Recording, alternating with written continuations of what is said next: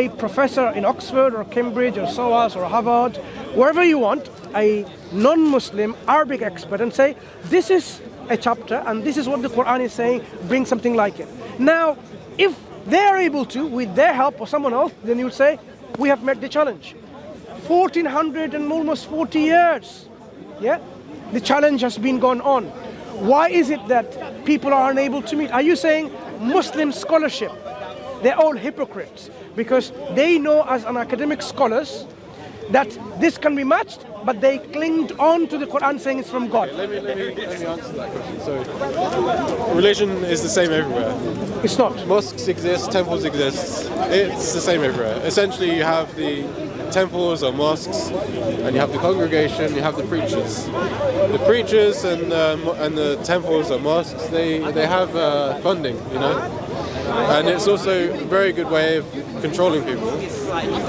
So unfortunately, you have the situation where people who are not necessarily religious occupy these positions of religious authority. They control the population, they control the resources, the wealth, the food, everything. And they corrupt the population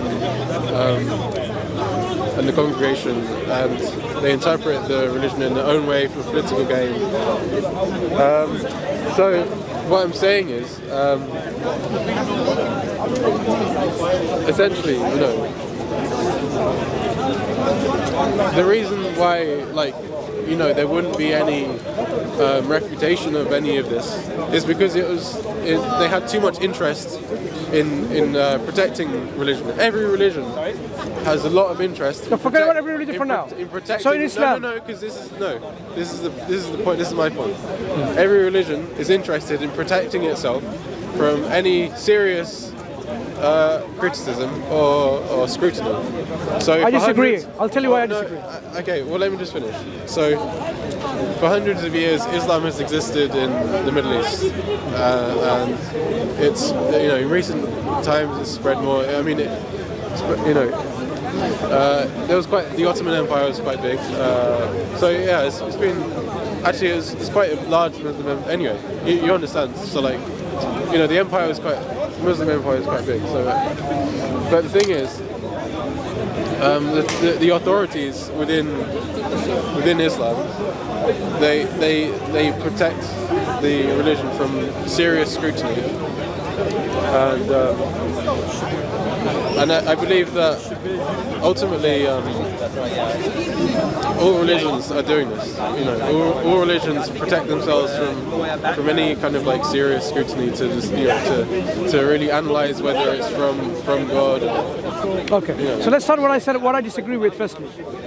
I said, even in Christianity, as an example, there are scholars who don't believe Bible is infallible, and they are scholars. They will say Bible contains mistakes, human mistakes.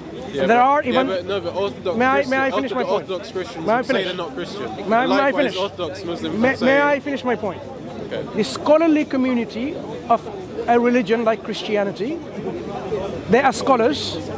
They may have, it's okay, brother. They may have disagreements with the orthodoxy and say, I believe there are man-made influences and there are errors and mistakes in the Bible, but there are still Christians in their belief, right? So it is not impossible for a scholar within this religious community to disagree with the orthodox belief. Christianity is an example. You find many Christians who don't believe in orthodoxy in what they believe about the Bible. But they're not considered Christians by the orthodoxy. They themselves consider themselves Christians. When it comes to Islam, what I'm asking you is, in fact, I mean, it's quite sad that you have labeled every single Muslim scholars for the last 1400 years to be a hypocrite, because... No, not the scholars. Excuse me, I am interested in scholars only, that's what I said. What about the scholars? Remember what I asked you? The scholarly community, are you going to say, knowing, having mastery as much as they can of the Arabic language, knowing that it can be matched and imitated, they clinged on to this concept and believe the Quran is inimitable? That's a hypocritical, totally deceptive belief for themselves. So they're all hypocrites. They knew it can be matched, but they kept on silent and they propagated that belief. Every single scholar throughout the centuries of Islam, because We don't find this. In fact, we find scholarship of Islam is they all agree in the inimitability of the Quran. So either you say they're all hypocrites. Hang on, we're talking about the Quran. Hadiths are statements. But it's still part of Islam. Hadiths are not words of God, verbatim. They are words of the prophets spoken by the words with another person, a companion. So the prophet may say, and the companion may use a paraphrase or a synonym to explain what the prophet said. There are hadiths which are totally verbatim, lafzi, and hadith ma'anawi, by meaning. Hadith narrated by meaning, hadith narrated by words. We're not talking about the hadith, we're talking about the verbatim, word for word God's word given to the prophet. Not even his own word, even for one letter or one word. That's the Quran. So when the Quran gives us this challenge, and I gave you 2 falsification tests, instead of dealing with those falsification tests, you went into a general statement like there are other religions, they make claims, and we can... No, the point is that the Islamic scholars wouldn't disagree with the Quran because they're Muslims. So why would they... Hang on. So the Muslim scholars, why would they not disagree if they know that it can be imitated? If they do not disagree, knowing that they wouldn't study anything apart from the Islamic text, so why would they find anything? Sorry, just 1 second. Are you saying throughout the Islamic centuries there weren't scholars who were masters in the Arabic language and rhetoric? Well, it's only the Arabic language. They haven't. No, Quran is in Arabic language. Yeah. So they haven't gone those beyond Muslims, the the Quran is in Arabic, like not in Welsh Chinese or in English. Chinese, The Quran, its delivery, its miracle, its challenge is on the Arabic language, not in the meaning in other different translations. I'm sure Chinese and English are beautiful in their languages. I'm not putting down any languages. I'm saying the Quran is in the Arabic language. So when we're talking about the challenge of imitation of the Quran, it needs to be in the Arabic language. So did those scholars throughout the centuries know that it can be imitated, and yet they believed in otherwise? Then they are hypocrites. So you are saying every scholar of Islam in the Islamic faith, they're all hypocrites. Well, let me say this. If there was a scholar who found something that they felt was as good as the Quran or better, then we wouldn't know about them because they would have been killed. Excuse me? They would have been So you killed. don't know much about If Islamic they had history? said, oh, I found something that fulfills this challenge, they would have been killed. Really? Of course. The religion, you know, Yeah. the religious So that really have a lot of that interest in really shows we need to understand something. Having dissent from a belief, there are people who believe the Quran is created, and there are people who believe Quran is not created, and they existed side by side. One did not wipe the speech of God is created. If we believe God is eternal, his speech is eternal. There are a faction of people who believe God's speech is created, and there are some who believe it's not created, right? And they existed side by side. They did not totally wipe out everyone. They might try to do that, but it's impossible, you can't. So there is dissent where possible, and history tells us that these kind of dissent or disagreements exist. The Sunni and the Shia, in all their disagreements about the Quran, about the Prophet, about the Caliphate, they exist side by side. They haven't wiped one for the other. They exist.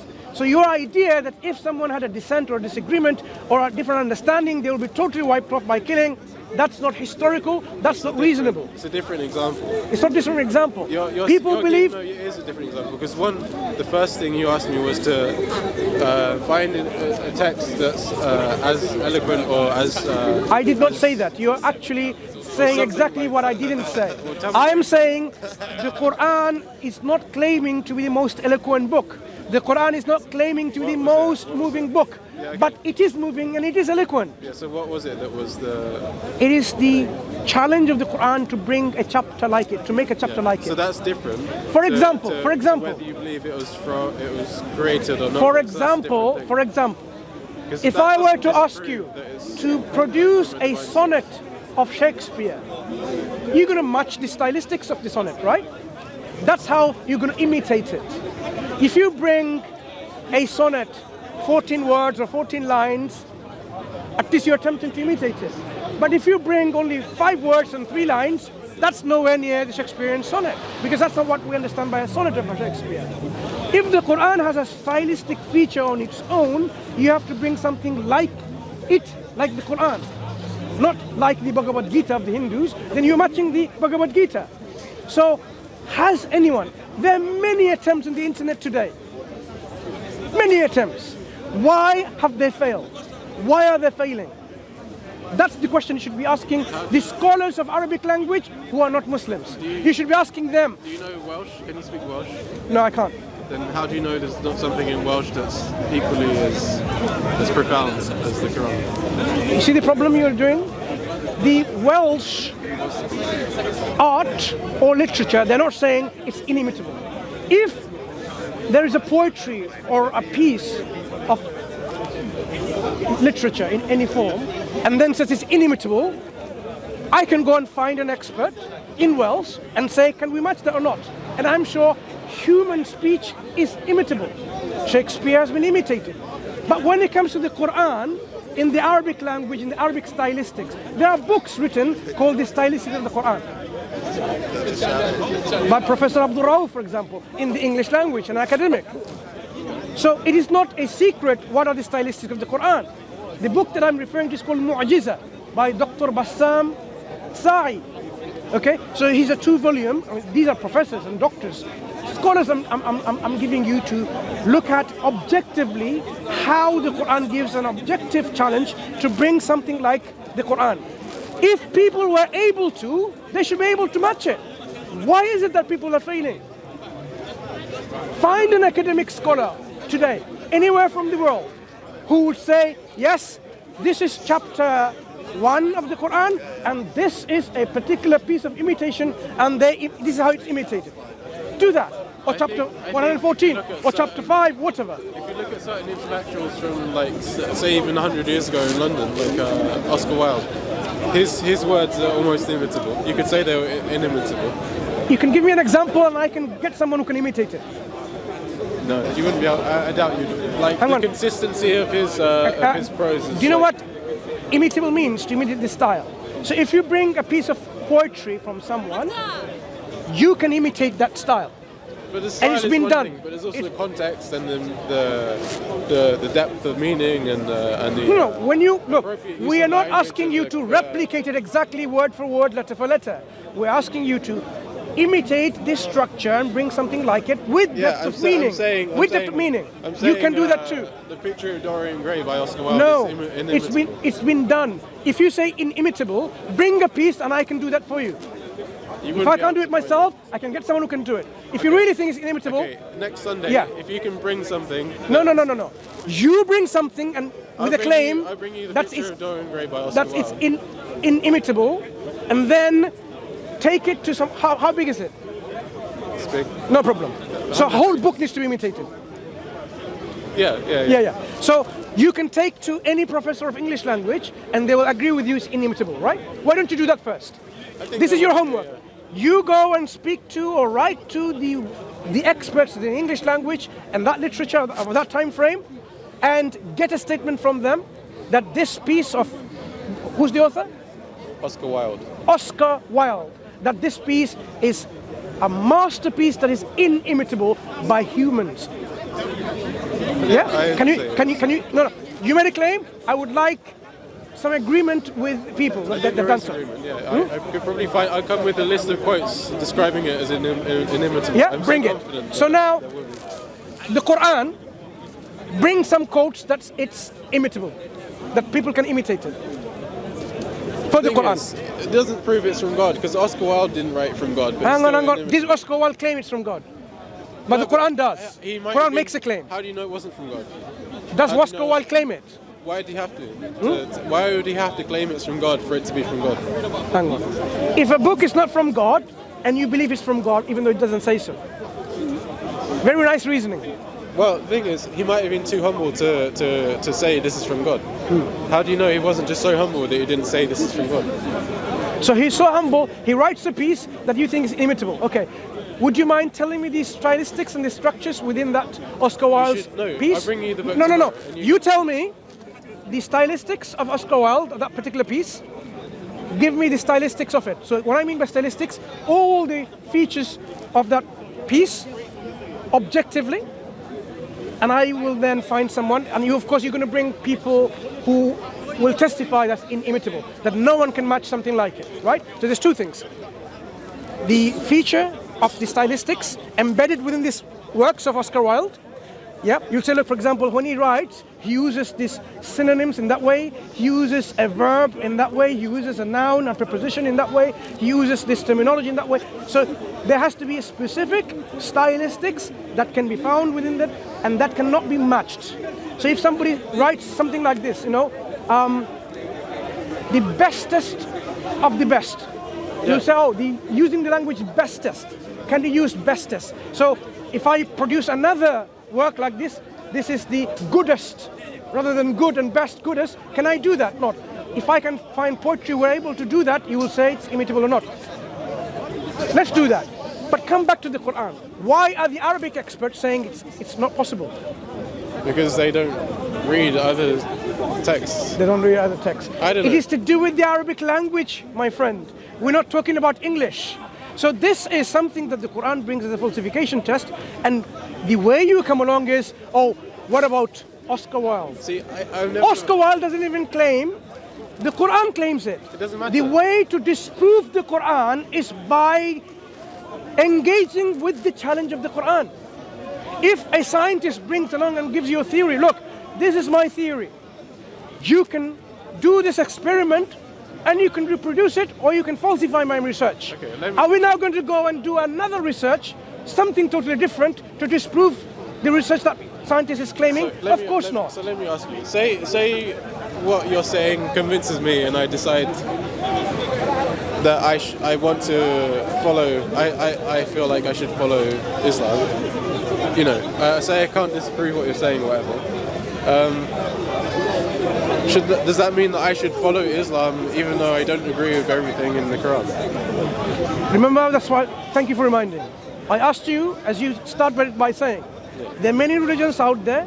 You agree with some and disagree with some. You disagree with something from Christianity, disagree something from the Quran, and that's how I started the conversation, correct? So I asked you, what are the things that you disagree with? You say eating meat, for example. Now, what are the other things that you disagree with? But ultimately, it's not necessarily about specific details. It's just the fact that I can never agree with a religion that believes that it is the only religion that can lead you to God. So I can Did I not explain that to you already? During the time of Moses, the Prophet, peace be upon him, whoever believed in the message, the teaching of Moses, and they subscribed and followed that as much as they can and then die on that state, they will go to paradise in heaven. So is Islam exclusive in that nature? No. But the only difference I'm saying is, whenever the current messenger is, you have to follow the current messenger, because the current guidance is the most current, the most complete for you. So if when Jesus the Prophet came, peace be upon him, and the Jews, the children of Israel, they said, we are not going to follow you, we are going to stick to Prophet Moses, they will not be saved. Why? Because it becomes obligatory to follow the most current messenger, Prophet of God. In Islam, through Prophet Muhammad sallallahu alaihi wasallam, he is the most current, and he will be the most current until the end of the world, because there will be none other after him. So it is obligatory to find out about this religion and then follow it, and not follow any other religion that was before, because this is the finality of the same message God has sent. So I'm not interested in talking to you. Sorry, I don't like you to get involved. Excuse me. This particular gentleman can have his own stand talking to himself, like he was there doing there. There are certain people I try to avoid engaging with, and for a reason.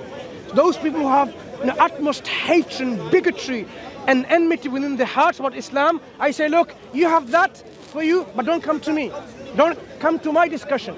You can have your discussion, you can have your own discussion, speaking to the air and the pigeons if they're around, like you did earlier on, no problem. but not to my platform, please. I don't entertain that. Sorry, not interested. So now, my friend, so when we are saying, when you want to examine the Quran and says exclusive claim, it's because it's the same message throughout, consistently, provided by God, and being the last one of them. So you have to follow that. So if, I want to ask you this question. If God revealed his last message to you, made you the last prophet and the messenger, yeah? Should I object because you are European and I say no, I'm going to follow the messengers before? Or whatever reason, should I object? What would be? No, if I was you, and so say you were the last messenger. No, you are. Imagine God made you the last messenger. No, I want to make you. You're the prophet. Excuse me. Imagine God made you the last prophet and the last messenger and gave you the last book. Imagine. Yeah. Now, what would be my objection to reject you? How am I justified to reject you and follow something else? Okay, I can answer that. The basis on which you should reject someone like that is if they say you can never attain heaven or God you can only attain God through following my teachings. So God made you the last messenger and I follow that man who says do whatever you want to do. No. So what's the point of God making you the last messenger? How is that helpful to me? I wouldn't claim to be the last messenger. No. If God made you... No, I believe that anyone who has a pure consciousness can teach the truth. If God makes you the last messenger as an agent to convey the message to everyone, God makes you that rather than giving every human being their own conscience, as he said. What's wrong with having your own conscience? Is your conscience same as mine in everything? Conscience. Is your conscience same as mine in everything? Is his conscience, her conscience? Exactly. So our conscience can be different in terms of our upbringing, our education. Yeah. So if you left, please, if you agree with me just now that we may have different understandings of reality based on our conscience, then how can you make our conscience the arbitrator of truth? Because one person may say something and perception is what defines reality. Okay, now imagine a Hindu comes along and says, God, you're not listening to me, right? I'm telling you, from their conscience, God is a rat. God is everything, including the rat. And you and I say, no, God is not a rat. Or I say God is not a rat and God is not everything. Now, where is the truth? If the conscience of individual people are the arbitrator of the truth, now you tell me, one person says God is everything, including being a rat, and another person says God is not everything. Where lies the truth? Well, that's not what he was asking me for. No, I'm asking you now. If I was the last prophet. Now, I want to know, where is the truth? If conscience, our own thought processes, our own understanding, speculations, intellectual, endeavors are the arbitrator of truth. Let me just go back to the point you're making before, because I feel like we've reached the conclusion here. Ultimately, you asked me if I was the last.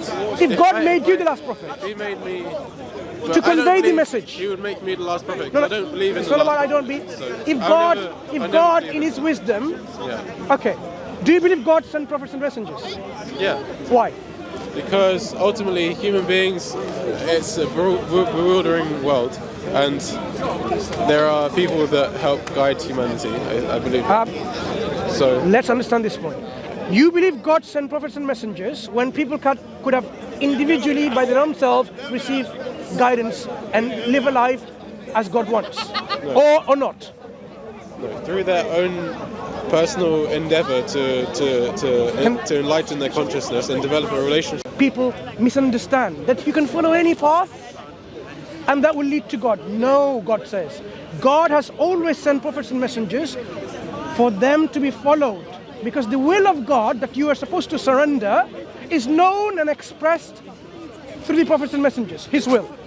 God's will is expressed through prophets and messengers in their teaching, in their scripture. God says, don't do this, do this. If you come along and say, my heart, my conscience tells me, people's heart and conscience changes. Now, do you know calling someone a bad thing about a homosexual person is a crime. Elsewhere, before, It was like, how can you be doing like that? You should be crime punishable by death. So some people's hearts are like this. How can you be so mean and rude to a homosexual individual? It's changed the perception totally. If someone considers now homosexuality is actually a despicable sin, they will say, how can you? You don't have a good heart and a good conscience. You see things how change? Because the society can change and mold your perception of the things and behaviors and attitudes. God sends what is acceptable and what is not. And that is why it is essential for us to follow the guidance from God. And if we were at the time of the prophets and messengers before, it was obligatory on us to follow them. Because now Islam through Prophet Muhammad sallallahu alaihi wasallam is last, it's obligatory on us. Right. So much so that they genuinely worship it every day. They worship it, like they bow to it every day as if it's God. Do you think that God would not be merciful to this person and give them salvation over the fake religious person who goes to the mosque 5 times a day and prays, but doesn't really have any love for God in their heart? Do you think God will not be merciful on this person who loves God to Is God just? They're confused. Is God just? Yes. Yeah? Of course. Good. If you believe God is just, is he going to treat the good and the wicked the same? No. Has he defined what is good and what is wicked, what is bad? I don't know. In terms of like general things, we should inquire from our conscience what's appropriate according to time and So God left people wondering, knowing what is good and what is bad, and expects people to follow the good by their own conscience, who can then disagree what is good and what is bad. In many scriptures, in all religions, Hitler might think killing the Jewish people is good. Correct me if I'm wrong, but in every single religion, there are certain exceptions to every rule. No? Do you think killing the Jewish people by Hitler is a good thing? No. What if Hitler thought it was good, and he expects a reward from God? And what if God, like you believe God is just, considers this is evil and God punishes him, but he thought it was good?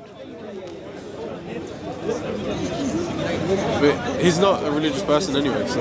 I'm giving you an example from history. A man that has committed this kind of atrocity, you can use this as an example.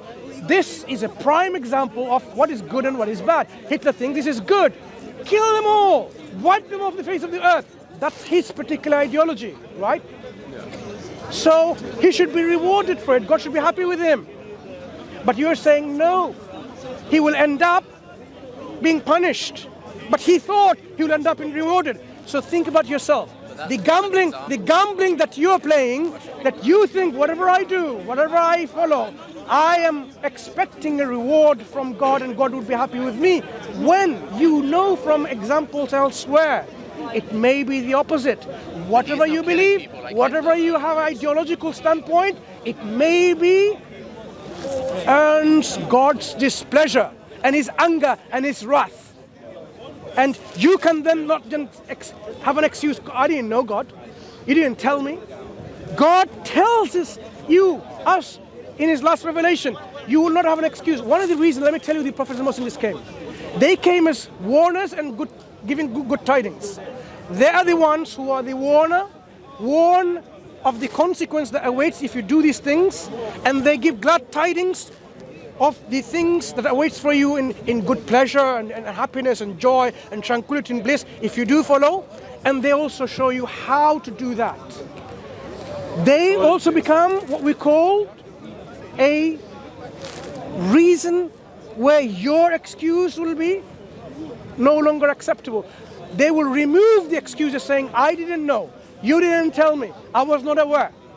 So when you end up knowing that God sent prophets and messenger, he sent the Quran, he sent Prophet Muhammad sallallahu alaihi wasallam, and he sent you this guidance, he told you do's and don'ts, and you end up in the day of judgment saying, I didn't care, are you be able to justify your stance then? Where's the proof that If that was the case, do you think you have sufficient reasons to have an excuse? You don't even have an excuse in front of me, let alone the Most High. Ultimately, God knows our heart, so he knows where the... That's why he gave the guidance. That's why he sent prophets and messengers, because he knows our heart. Our hearts can be corrupted, and it's corruptible. He sends guidance, infallible guidance, through the prophets and messengers as our guidance. Do's and don'ts. What's the proof Islam is from God? Why are there We so talked many, about it already. You're too late, so, and I'm not interested in entertaining you. why are there so many religions that believe that they're from God? These religions that is now we see, originally, they're all from God, the teaching from God. God sent Islam, the pure submission and surrender, to all nations. Not a nation has passed, God tells us, that He did not send an warner to them. But what has happened throughout histories, people started corrupting it, adulterating it, tampering it, going away from the message. And what is left with some remnants of the truth with falsehood added to it. And that is the reason why sometimes a particular nation has more than one prophet and a messenger. So how do you know Remind them back again of the message that was sent before. Islam, how do you know this hasn't happened in the years of Islam that's existed for? That is why you have to examine the Quran. That is the point we're making. The Quran has been preserved, and the Quran has already said you cannot imitate it. So one can have assurance that this book cannot be other than from God, and this book is exactly what the Prophet taught and he preached, and he gave guidance from. Then we can say, yes, I am following the guidance that God gave in the last of His guidance through this Prophet and Messenger Muhammad sallallahu alaihi wasallam. We can then be assured. That's how the tranquility in the heart comes. The conviction and the certainty comes from that knowledge. And this is why when we surrender to Allah in Islam, do you know, it's actually quite interesting way. We don't say we believe and we disbelieve. We say La ilaha illallah. There are nothing worthy of worship. No deity, no God worthy of worship except the one and only Allah. So we start by what? Rejecting everything of the creation. Rejecting everything that is not worthy of worship. All of the things that people come across, man, woman, tree, flag, tripods, your glasses, everything, nothing is worthy of worship.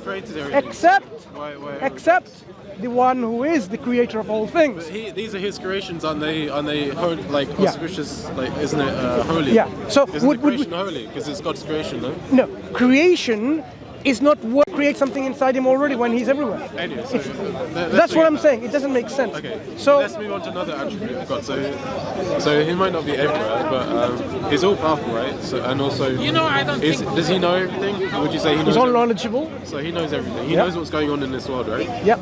Yeah. So at least those two, like most religions agree, right, that He has those attributes. That He's all powerful and all knowledgeable, right? So in my philosophy, what I would say is that because He is all knowledgeable and all powerful, He knows what's in our heart. He knows if we're good or bad. So, and if you study, sorry, if you study the fundamentals of all religions, if you study the fundamentals of all religions, you'll learn those truths, right, about God. You know, these are the aspects that seem to be universal across religions, right? That's what remains of the truth from God, as I said. So all religion was initially Islam.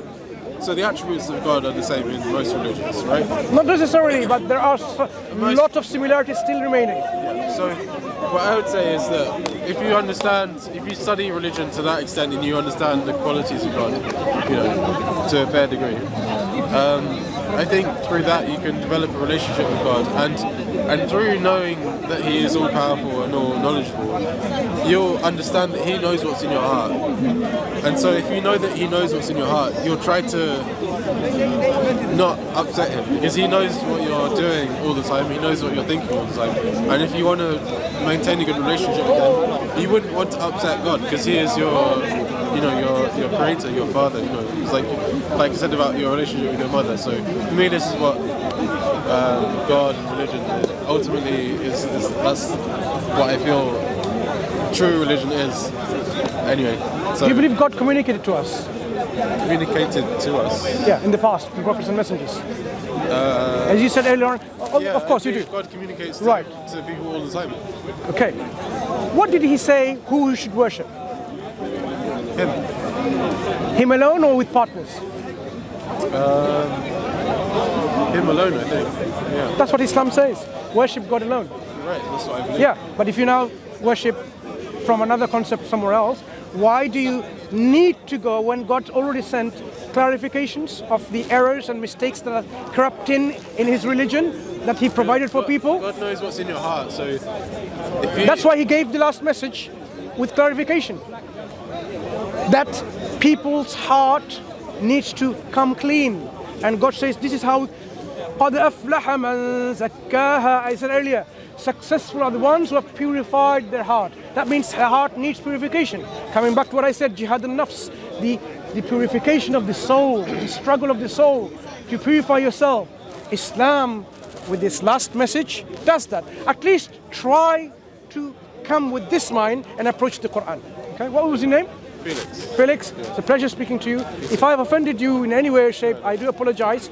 And I didn't mean to say something like this, but this is how I feel. I'm not able to entertain a conversation with you.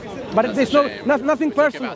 Because we have spoken in the past, and I've come to a point where it's like a brick wall. That's it. What's your name? Yeah? Mansur. Okay? Pleasure speaking to you. You take care. Okay? Thank you. Assalamu alaikum, brothers and sisters. Hope this video was helpful for you. This may help others too, so please consider sharing, and we will bring more videos in the future inshallah, so consider subscribing and you won't miss any. Jazakallahu khairan.